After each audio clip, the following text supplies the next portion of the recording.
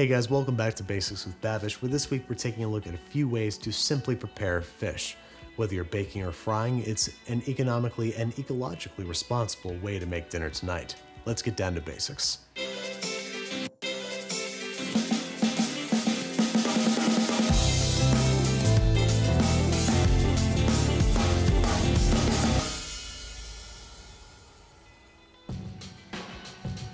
Alright guys, so let's start out with something really simple, salmon. We're going to make a salmon fillet crusted with breadcrumbs. So we're going to start by toasting some breadcrumbs in some melted butter and adding a little bit of freshly chopped thyme and rosemary. These are Panko breadcrumbs, by the way, go big or go home. We just want to get a little bit of roasty golden color on these breadcrumbs before adding the herbs and maybe toasting for another 30 seconds or so to just sort of wake up those flavors. Now it's time to set these guys aside because they're going to have the opportunity to crisp up more in the oven, but we need to season them with a little bit of kosher salt and, of course, freshly ground black pepper. You want to try to get into the habit of seasoning every element of a dish on its own. That way there's no bland parts of your plate. Speaking of which, a nice 50-50 mix of grain mustard and mayo is going to make an excellent glue for our breadcrumb mixture. And now it's time to set the stage upon which our players will perform. We're going to cut this hunk of salmon into 2 even fillets, keeping an eye out for any bones that your local fishmonger might have missed. Fish will cling to aluminum foil like your landlord clings to your security deposit, so make sure you oil it down with a nonstick spray or some vegetable oil. Place the fillets on top, and then remember what I said, we're going to season these guys with salt and pepper. We're now going to apply a generous layer of our tasty mayonnaise glue, that sounded better in my head,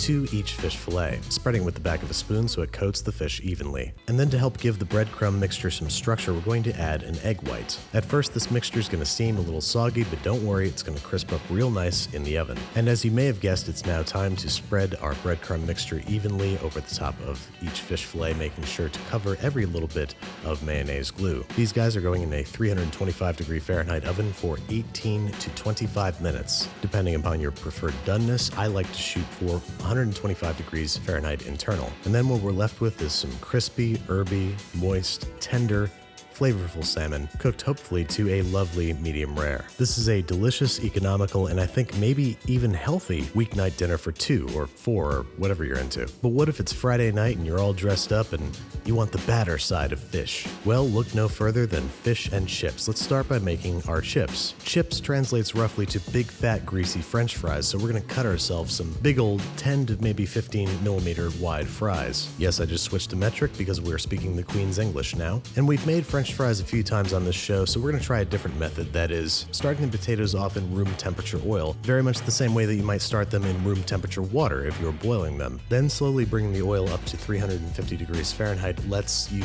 forego the usual double frying or freezing or whatever, and gives you really deeply crispy French fries right out of the gate, so long as you keep them moving. Once they're a lovely golden brown, let them drain on some paper towels, and while they're still warm, season them with a little bit of kosher salt and keep them warm in the oven, because now we've got bigger fish to fry, literally. To build our beer batter, we're starting with 1.5 cups of all-purpose flour, half a cup of all-purpose cornstarch, aka cornstarch, and then we're going to season this mixture with a little bit of paprika, a pinch of kosher salt, and a few twists of freshly ground black pepper. Before adding baking powder, we're going to whisk, combine, and set aside 1 cup of this flour mixture to a tray. We're going to use this for dredging. Then once you've got this separated, we are introducing alcohol to the situation. Add a teaspoon of baking powder, whisk to combine, and add 1 whole delicious, refreshing Mexican beer. Administer 1 to yourself if necessary. Whisk to combine until it just comes together, kind of like pancake batter. It can still be lumpy. We don't want to build up gluten. Get some nice high-quality white fish like cod or haddock. Start by gently dredging in the flour mixture and then dipping in the beer batter. Once dipped, it is time to drop into a 350-degree Fahrenheit